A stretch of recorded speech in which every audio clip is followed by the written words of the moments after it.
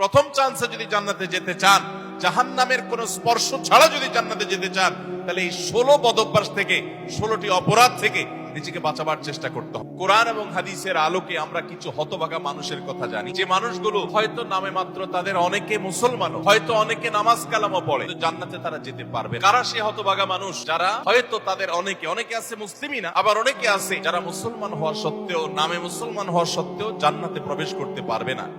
জান্নাতে যাওয়ার পথে বাধাগুলো কি কি, আমরা আজ সেরকম 16টি বাধার কথা জানবো। কয়টি বাধা? 16টি বাধার কথা জানবো। 16 শ্রেণীর হতভাগা মানুষের কথা জানবো, যে হতভাগা মানুষগুলো জান্নাতে যেতে পারবে না। জান্নাতে যাওয়ার এই নিয়ামতের সৌভাগ্য লাভ থেকে তারা বঞ্চিত হবে। আল্লাহ রাব্বুল আলামিন সেরকম কপাল পড়া মানুষদের কাতারে যেন আমরা শামিল না হই, আমাদের সবাইকে সে তৌফিক দান করুন। ভাইরা আমার, আমরা যে শ্রেণীগুলোর কথা বলবো, প্রত্যেকটা শ্রেণীর পাশাপাশি আমরা কোরআন বা হাদিস থেকে উদ্ধৃতি এবং রেফারেন্স ইনশাআল্লাহ টানবো। আপনাদের কাজ হলো, আমাদের সবার কাজ হলো, এই 16 প্রকার হতভাগা মানুষের কোন একটা প্রকার এর মধ্যে আমি নিজে আছি কিনা সেটা মেলানো। যদি দেখি যে আমার মধ্যে এটা আছে, তাহলে মাহফিলের প্যান্ডেলের মধ্যে বসে, প্যান্ডেলের নিচে বসে, এই মাহফিলের মাঠে থেকেই আমি নিয়ত করে ফেলবো যে এই বদভ্যাসটা, এই খারাপ জিনিসটা আমি ত্যাগ করে ফেলবো। যেই 16টি খারাপ জিনিস, যেই 16টি অপরাধ জান্নাতে যাওয়ার ক্ষেত্রে বাধা, সে বাধাগুলো আমাদের জীবন থেকে আমাদের সরিয়ে ফেলার সংকল্প এখান থেকে করে তারপরে বাড়িতে যেতে হবে। তাহলে আজকে মাহফিলে আসা, বসা, আয়োজন করা সবকিছু সার্থক হবে ইনশাআল্লাহ। সবাই নিয়ত করবো তো ইনশাআল্লাহ। আল্লাহ আমাদের সবাইকে তৌফিক দান করুন। সর্বপ্রথম যে হতভাগা মানুষদের কথা বলতে চাই, যারা জান্নাতে যেতে পারবে না, তারা হলো যারা আল্লাহর প্রতি ঈমান আনে নাই, যারা মুসলমান হয় নাই, যারা ঈমান আনে নাই, আল্লাহর প্রতি যারা বিশ্বাস করে নাই, তারা আল্লাহর তৈরি জান্নাতে যাবে, এটা কখনো আশা করা যায়? যদি আল্লাহকে কেউ বিশ্বাসী না করে, আল্লাহর একত্ববাদকে স্বীকারই না করে, শিরকে লিপ্ত হয়, সে মুসলমানই না হয়, তাহলে সে আল্লাহর জান্নাতের প্রত্যাশা কোত্থেকে করতে পারে? একজন মানুষ, তিনি মুসলমান না, তিনি অমুসলিম, তার ব্যক্তি জীবনে অনেক ভালো কাজ থাকতে পারে, অনেক ভালো অর্জন থাকতে পারে, কিন্তু তার ভিতরে ঈমান নাই। এই লোকটা আল্লাহর কাছে জান্নাতের আশা কখনো করতে পারে? একজন মানুষ বাংলাদেশে মানুষের জন্য অনেক কাজ করেছেন, বাংলাদেশের উন্নয়নে অনেক ভূমিকা তার ছিল বা আছে, বাংলাদেশে অনেক কল্যাণকামিতা তিনি চান, তার অনেক ইন্ডাস্ট্রি কারখানা থেকে বহু দেশের উপকার হয়, দেশে মানুষের উপকার হয়, এরকম আরো বহু উপকারিতা তার দ্বারাই হয়। কিন্তু লোকটা বাংলাদেশের অস্তিত্বকে স্বীকার করে না, বাংলাদেশের অস্তিত্বকে স্বীকার করে না, বাংলাদেশের স্বাধীনতা, সার্বভৌমত্ব এগুলো স্বীকার করে না। সে যদি বাংলাদেশকে অস্বীকার করে, বাংলাদেশ রাষ্ট্রের বিরুদ্ধে বিদ্রোহ করে, তাহলে এই ব্যক্তিকে বাংলাদেশ রাষ্ট্র বা রাষ্ট্রের তরফ থেকে রাষ্ট্রীয় কর্তৃপক্ষ কখনো তাকে রাষ্ট্রের কোনো সম্বর্ধনা, রাষ্ট্রের কোনো বিশেষ সম্মাননা ওই ব্যক্তিকে কখনো দিবে? দেওয়ার কথা। যে রাষ্ট্রকেই স্বীকার করে না, রাষ্ট্র তাকে সম্বর্ধনা দেওয়ার কথা? তার হতে পারে অনেক অর্জন আছে, হতে পারে অনেক অবদান আছে, তার একটারও 2 পয়সার কোনো মূল্য থাকবে না যদি সে রাষ্ট্রটাকে কি করে? অস্বীকার করে। ঠিক একই ভাবে যে আমার রবকে মানে না, যার আল্লাহর প্রতি ঈমানই নেই, বিশ্বাসই নেই, তার হাজারটা ভালো কাজ থাকতে পারে, আল্লাহ রাব্বুল আলামিনের কাছে সে কখনো জান্নাত প্রত্যাশা করতে পারে? যে আল্লাহকে স্বীকার করে না, সে আল্লাহর কাছে জান্নাত কিভাবে আশা করে? এজন্য ভাইরা আমার, সহিহ মুসলিমের হাদিসে আসছে, নবী করিম সাল্লাল্লাহু আলাইহি ওয়াসাল্লাম বলেছেন, লা তাদখুলুল জান্নাতা হাত্তা তুমিনু, তোমরা ততক্ষণ পর্যন্ত জান্নাতে প্রবেশ করবে না যতক্ষণ পর্যন্ত তোমরা ঈমানদার হবে না। অর্থাৎ ঈমানদার না হলে জান্নাতে যাওয়ার কোনো সুযোগ নেই। এই প্রথম শ্রেণীর মানুষ, তারা দুনিয়া থেকে যদি ঈমান ছাড়া যায়, তাহলে সেক্ষেত্রে চিরকাল তারা জান্নাতে নিষিদ্ধ থাকবে, অনন্ত অসীমকাল জাহান্নামে তারা থাকবে, জান্নাতে কখনোই আসতে পারবে না। আর বাকি 15 শ্রেণীর মানুষ যারা আছে, এরা এক সময় তাদের পাপ এবং অপরাধের প্রায়শ্চিত্ত করার পর, এর শাস্তি পাওয়ার পর, আল্লাহ তাআলা চাইলে তাদেরকে জান্নাতে দিতে পারেন এবং তাদের ঈমান যদি থাকে, কোনো না কোনো সময় তারা জান্নাতে যাবে, তাদের গুনাহগুলো মাফ হওয়ার পর অথবা শাস্তি হওয়ার পর, যেহেতু তারা ঈমানদার। এটাই হলো আহলুস সুন্নাহ ওয়াল জামাতের বিশ্বাস এবং আকীদা, যে মুরতাকিবে কাবীরা গুনাহ করে দুনিয়া থেকে যদি কেউ জাহান্নামী হয়ে যায়, সে চিরকাল অনন্ত অসীমকাল জাহান্নামে থাকবে না, বরং সেখান থেকে এক সময় সে বের হয়ে আসবে। এটাই আহলুস সুন্নাহ ওয়াল জামাতের আকীদা।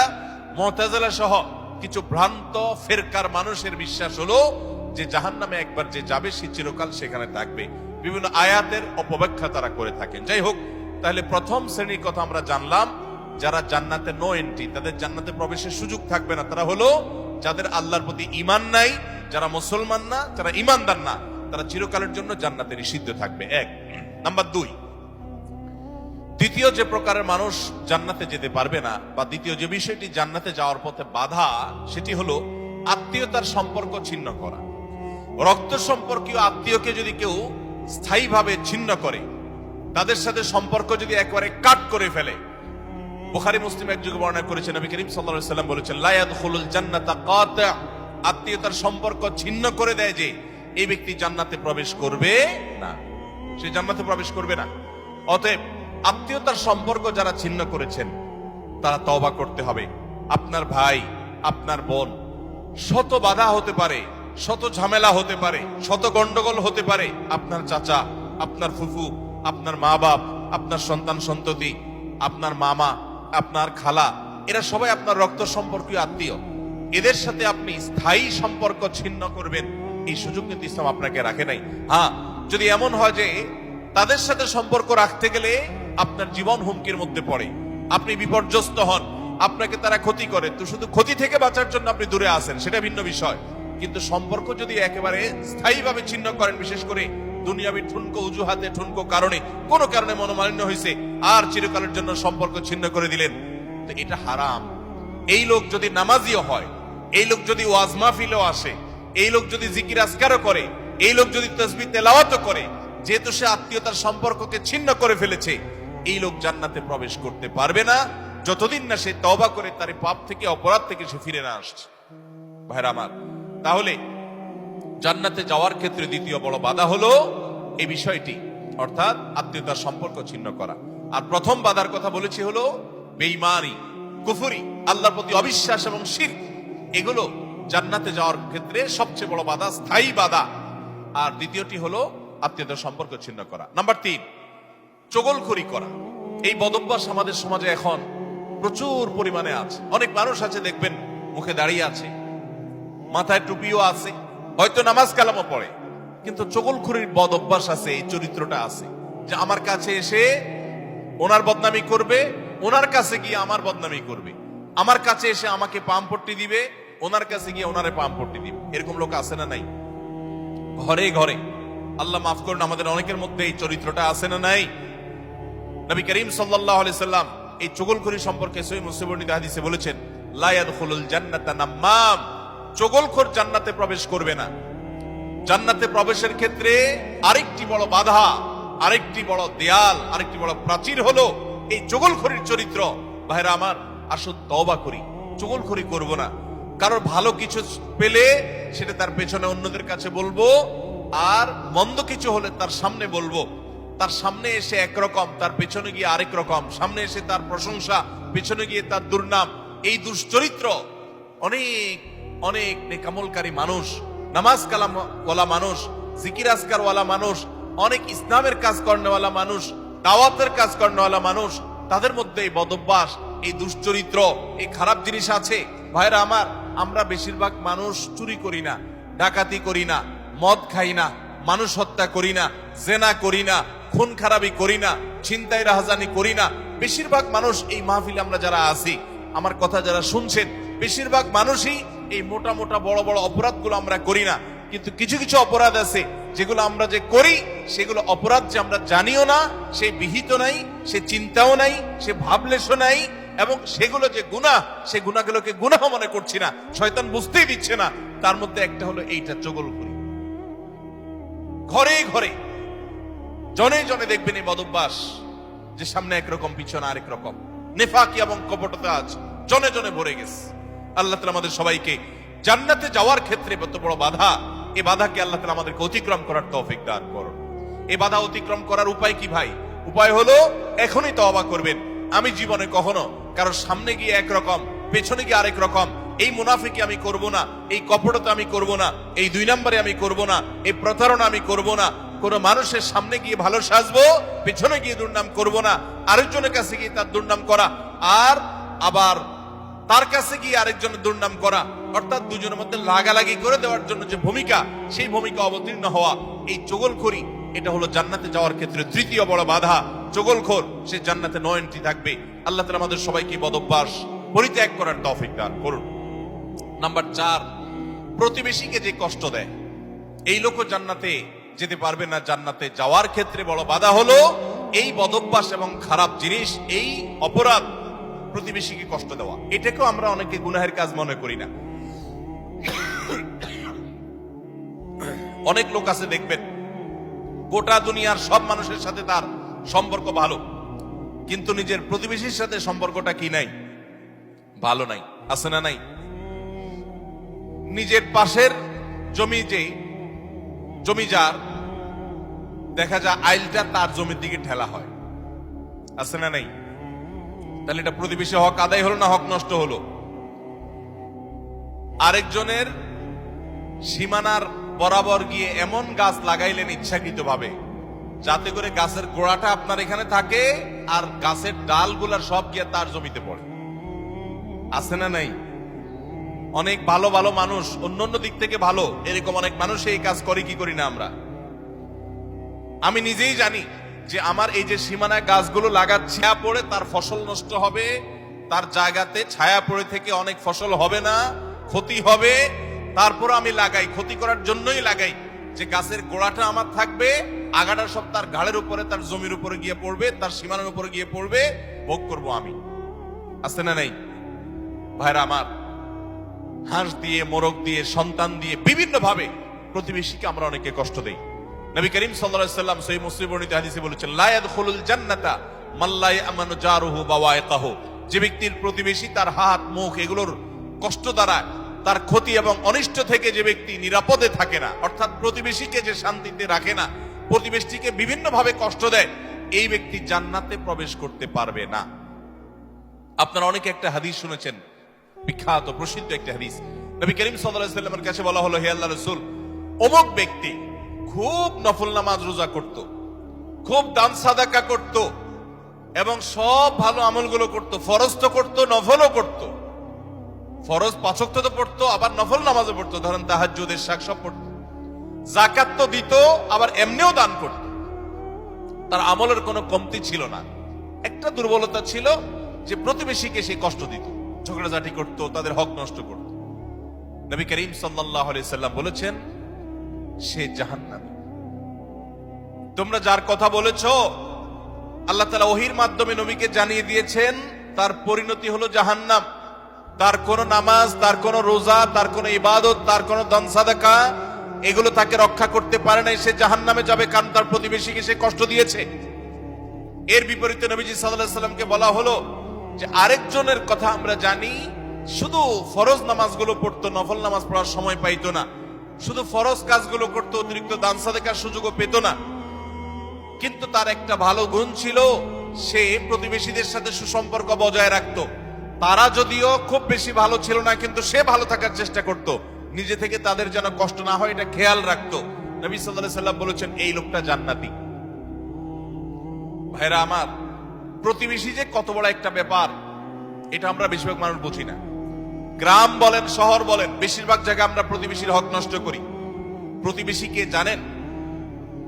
আপনার রক্ত সম্পর্কীয় আত্মীয়, যেমন মা বাবা, সন্তান সন্ততি, ছেলে মেয়ে, ভাই বোন, একেবারে এ ক্লাসের আত্মীয়, যারা এ ক্লাসের প্রথম সারির, যারা রক্ত সম্পর্কীয়, আপনার বাবার দিককার, বাপ মা, ছেলে মেয়ে, ভাই বোন, চাচা ফুফু, এদেরকে বলা হয় এ ক্লাসের আত্মীয়, একদম প্রথম শ্রেণীর।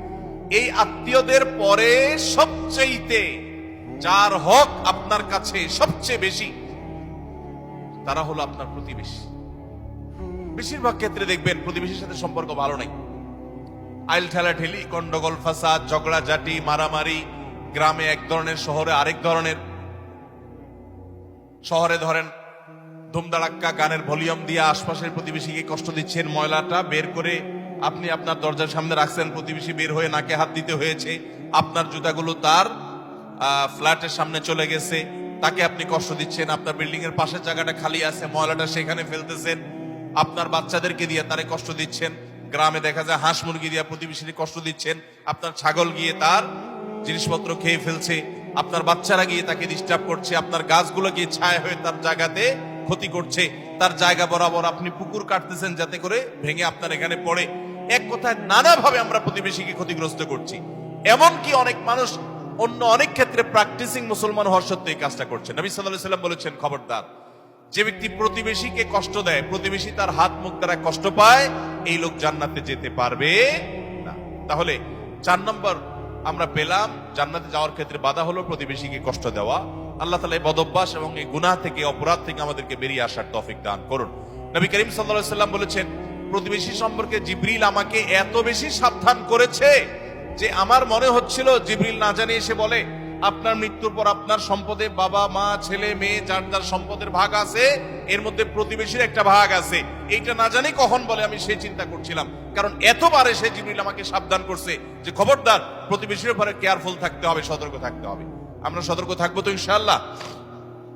নাম্বার 5, অহংকারী ব্যক্তি, যে অহমিকা দেখায়, দম্ভ করে, গরিমা নিয়ে চলে, মানুষকে মানুষ মনে করে না। কারোর টাকার গরম আছে, কারোর নাম যশ খ্যাতির গরম আছে, কারোর ক্ষমতার গরম আছে। আল্লাহ তাআলা এক একজনকে এক একটা দিয়ে পরীক্ষা করেন।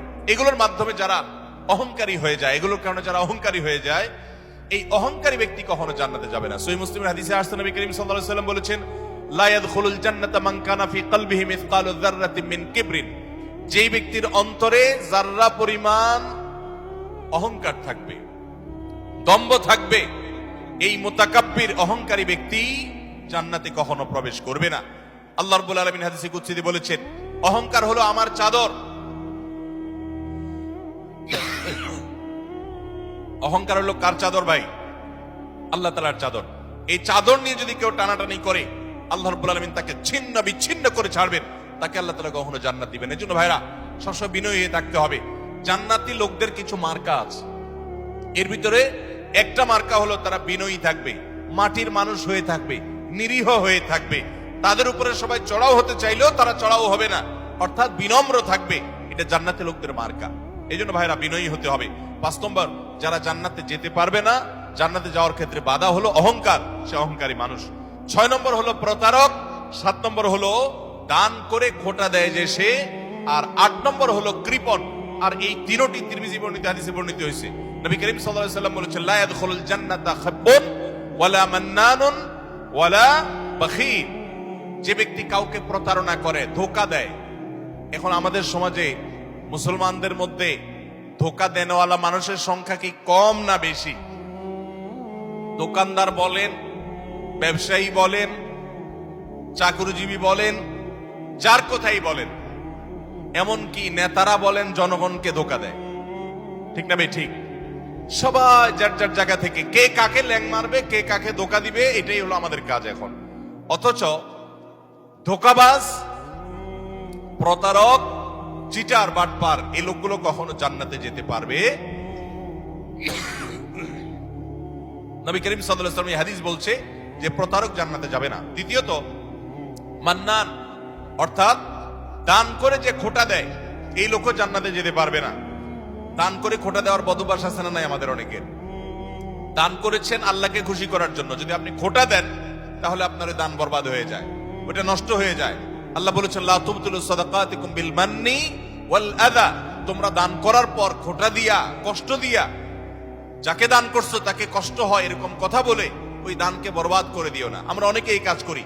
দান করেছেন, ওই ব্যক্তির কাছ থেকে থ্যাঙ্কস এর আশাও করবেন না। থ্যাঙ্কস মানে কৃতজ্ঞতা, সে আদায় করবে, শুকরিয়া দিবে, সে আপনার স্বীকৃতি দিবে, এই আশাটাও আপনি করতে যাবেন না। আল্লাহ কোরআনে কারীমে সূরা দাহরের মধ্যে জান্নাতি এবং নেককারদের বৈশিষ্ট্য বলতে গিয়ে বলেছেন, ওয়ায়ুতঈমুনা আত-তাআমা আলা হুব্বিহি মিসকিনাও ওয়া ইয়াতীমান ওয়া আসীরা, জান্নাতি মানুষগুলো, আবরার এবং নেককাররা হলো তারা আল্লাহর মহব্বতে মিসকিনকে, বন্দীকে, অন্যান্য অভাবী মানুষদেরকে তারা খাদ্য দেয়, এবং বলে ইন্নামা নুতইমুকুম লিওয়াজহিল্লাহ লা নুরিদু মিনকুম জাযাআও ওয়ালা শুকুরা। তারা বলে আমরা আল্লাহর জন্য তোমাদেরকে খাদ্য দিচ্ছি, তোমাদের কাছ থেকে এর কোনো ফিডব্যাক বিনিময় তো চাই না, এমনকি শুকরিয়া তোমরা যে আমাদেরকে থ্যাঙ্কস বলবা সেটা পর্যন্ত আমরা আশা করি না, দরকার নেই। আল্লাহর কাছে এইভাবে সওয়াবের আশা করা, বান্দার কাছে খোটা না দেওয়া 7 নম্বর। 8 নম্বর হলো কৃপণতা। এটা জাহান্নামের যাওয়ার অন্যতম বড় মাধ্যম এবং জান্নাতে যাওয়ার ক্ষেত্রে বাধা হলো কৃপণতা। নবী করিম সাল্লাল্লাহু আলাইহি সাল্লাম কৃপণ ছিলেন না, তার অনেক সম্পদ ছিল না, কিন্তু যা ছিল সেটা অকাতরে তিনি দান করতেন। তার যে দানশীলতা, আম্মা জান আয়েশা রাদিয়াল্লাহু তাআলা বলতেন যে তিনি দানশীলতা তার বিশেষ করে রমজান এলে এমন বেড়ে যেত যে মুক্ত বাতাসের মতো, যে চাইতো তাকেও দিত, যে চাইতো না তাকেও দিত, সর্বত্র তার দান ছড়িয়ে যেত। এবং দান করতে করতে সব শেষ করে অনেক সময় বাসায় যেতে তার নিজের জন্য কিছুই রাখতেন না, এইভাবে তিনি দানশীল ছিলেন। তো নবী সাল্লাল্লাহু আলাইহি সাল্লাম কৃপণতা থেকে পানা চেয়েছেন। আমরা অনেকে কিন্তু কৃপণ, আল্লাহ অনেক সম্পদ দিয়েছে কিন্তু খরচ আমরা করতে চাই না। নবীজি পানা চাইছেন, আল্লাহুম্মা ইন্নী আউযু বিকা মিনাল বুখলি ওয়াল জুবন, আল্লাহ আপনার কাছে কৃপণতা থেকে পানা চাই। ভাইরা আমার, তাহলে জান্নাতে যাওয়ার ক্ষেত্রে 8 নম্বর বাধা হলো কৃপণতা। কৃপণ সে জান্নাতে এন্ট্রান্সের সুযোগ পাবে না। 9 নম্বর, ঘুষ দাতা এবং ঘুষ গ্রহীতা। যে ঘুষ দেয় সে যদি একান্ত নিরুপায় হয়ে দেয় এমন কাজ, যে কাজ না হলে তার জীবন বাঁচে না, অনেক জটিল প্রয়োজন, এরকম প্রয়োজনে সে যদি ঘুষ দিতে বাধ্য হয়, ঘুষ দেওয়া ছাড়া তার কোনো উপায় না থাকে, তাহলে ওই ব্যক্তিকে মাজুর হিসেবে আল্লাহ তাআলা মাফ করবেন আশা করা যায়। কিন্তু সচরাচর আমরা দেখা যায় আজকাল যেসব ক্ষেত্রে ঘুষ দিয়ে সুবিধা নেই, ওটা না নিলে আমি যে মরে যাবো এরকম না, আমি ইচ্ছা করলে হারামটা নাও করতে পারি। আবার অনেক ক্ষেত্রে আমার বৈধ জিনিসটাকেই আমি অবৈধভাবে পাওয়ার জন্য আমি ঘুষ দিচ্ছি। তো এই যে ঘুষ দাতা, ঘুষ গ্রহীতা তো সর্বাবস্থায় অপরাধী, ঘুষ দাতাও সে অপরাধী হবে এইভাবে যদি সে ঘুষ দেয়। আপনি একটা জায়গায় কাজে যাবেন, সিরিয়াল দিয়া, সবাই সিরিয়ালে দাঁড়াইছেন, আপনিও সিরিয়ালে দাঁড়াবেন, এটাই হলো নিয়ম। সবাই সিরিয়ালে দাঁড়াইছে, আপনি সিরিয়ালে দাঁড়াইতে চাচ্ছেন না, সেজন্য কি করলেন? ঘুষ দিলেন। ঘুষ দিয়া সবার আগে কাজটা করে নিয়ে আসলেন। এই যে ঘুষ দিল, এই ঘুষ দেওয়াটা সে, এটা কি সে বাধ্য হয়ে দিয়েছে? বরং এখানে যে ঘুষ খাইছে তাকে সে বাধ্য করছে। আমাদের দেশে আমরা সরাসরি শুধু ঘুষখোরদের দোষ দেই। ঘুষখোরদের তো দোষ আছেই শতভাগ, কিন্তু অনেক সময় ঘুষ যারা দেয় তাদেরও দোষ কম নাই। অনেক অফিসার আছে ঘুষ না খাইলে ক্লায়েন্টরা বরং পেরেশান হয়ে যায় যে এই স্যার, নতুন স্যার ঘুষ খায় না, তাহলে তো পেরেশানের ব্যাপার, কিভাবে 2 নম্বর এটা আদায় হবে। অতএব ভাইরা আমার, ঘুষ দাতা এবং গ্রহীতা, তাবরানী হাদিসে আসছে নবী করিম সাল্লাল্লাহু আলাইহি ওয়াসাল্লাম বলেছেন, আর রাশি ওয়াল মুরতাশি ফাফিন্নার, ঘুষ দাতা ঘুষ গ্রহীতা উভয় জাহান্নামে যাবে। অতএব ঘুষ দিতেও খুব সাবধান, আর যারা ঘুষ খাচ্ছে তাদের কথা তো বলাই বাহুল্য। তাহলে জান্নাতে যাওয়ার ক্ষেত্রে এই ঘুষ দেওয়া নেওয়া এটা একটা বড় বাধা। আর জান্নাতি হতে পারবে না, জান্নাতে নো এন্ট্রান্স থাকবে ওই সমস্ত লোকদের যারা এটা করে। নাম্বার 10, মাতা পিতার অবাধ্য। নাম্বার 11, নেশাগ্রস্ত, নেশায় আসক্ত। এই সম্পর্কে নাসাই বর্ণিত হাদিসে আসছে নবী করিম সাল্লাল্লাহু আলাইহি ওয়াসাল্লাম বলেছেন, লা ইয়াদখুলুল জান্নাতা আকুন ওয়ালা মান্নান ওয়ালা মুদমিনু খামরিন। জান্নাতে যেতে পারবে না মা বাবার নাফরমান, মা বাবার অবাধ্য, মা বাবার সাথে বেয়াদবি করে, মা বাবার যৌক্তিক নির্দেশগুলোকে লঙ্ঘন করে। অনেক মানুষ আছে দেখবেন নামাজ কালাম পড়ে, কপালে সিজদা পড়ে গেছে, অন্য অনেক ভালো কাজ করে, কিন্তু মা বাবার প্রতি তিনি অনুগত নন, তাদের সাথে নাফরমানি করে। এই সন্তান কখনো জান্নাতে যেতে পারবে না যাবত না আল্লাহ তাআলা তাকে মাফ না করেন, অথবা তার এই পাপের প্রায়শ্চিত্ত সে না করে। অর্থাৎ এটা জান্নাতে যাওয়ার ক্ষেত্রে বাধা, মাতা পিতার নাফরমান। আর 11 নম্বর হলো মাদকে আসক্ত, যেটা এই একই হাদিসে নাসাই বর্ণিত হাদিসে আছে। মাদক আসক্ত অর্থাৎ মাদক সেবন করতে করতে এটা দেশে অভ্যস্ত হয়ে পড়েছে, এটা স্থায়ী রোগে পরিণত হয়েছে, এই লোকটাও জান্নাতে যেতে পারবে না। 12 নম্বর হলো ওই লোক যার শরীর হারাম দ্বারা গঠিত হয়েছে, যার গোশত, মাংস, রক্ত হারাম খেয়ে, হারাম উপার্জন করে করে এগুলো গঠিত হয়েছে। সেটা সুদের টাকায় হোক, সেটা ঘুষের টাকায় হোক, সেটা চুরির টাকায় হোক, সেটা দুর্নীতির টাকায় হোক, সেটা যেভাবে হোক না কেন। এই সম্পর্কে মুসনাদ আহমদের হাদিস আছে, নবী করিম সাল্লাল্লাহু আলাইহি ওয়াসাল্লাম বলেছেন, লা ইয়াদখুলুল জান্নাতা জাসাদুন নাবাতা বিসসুহত। যে শরীর হারাম দ্বারা বৃদ্ধি হয়েছে, হারাম দ্বারা গঠিত হয়েছে, সে শরীর জান্নাতে প্রবেশ করবে না। এটা হলো 12 নম্বর। 13 নম্বর হলো অহংকারী ব্যক্তি, যে শুধু অহংকার করে তা নয়, অহংকারের পাশাপাশি আরেকটা বদ অভ্যাস আছে, আরেকটা রোগ আছে, যে রীতিমতো কাউকে পাত্তা দেয় না এবং গোয়ার কিসিমের হয়, গোয়ার কিসিমের হয়, খুব তেড়া কিসিমের হয়, শক্ত মেজাজি হয়, কোনোভাবেই সে নরম হতে চায় না। এই উতুল এবং জাওয়াজ, আবু দাউদ শরীফের হাদিসের বর্ণনা মতে এই টাইপের মানুষও জান্নাতে যেতে পারবে না, যারা অনেক বেশি এরকম গোয়ার হয় এবং রূঢ় স্বভাবের হয়। স্বভাবটাই হলো রূঢ়, স্বভাবটাই হলো রুষ্ট, সে সবসময় মানুষের সাথে এরকম কঠোর স্বভাবের হয়, তার মনটাই হলো পাথরের মতো। এই মানুষগুলো জান্নাতে যেতে পারবে না এবং আবু দাউদের হাদিস সেটি বলছে।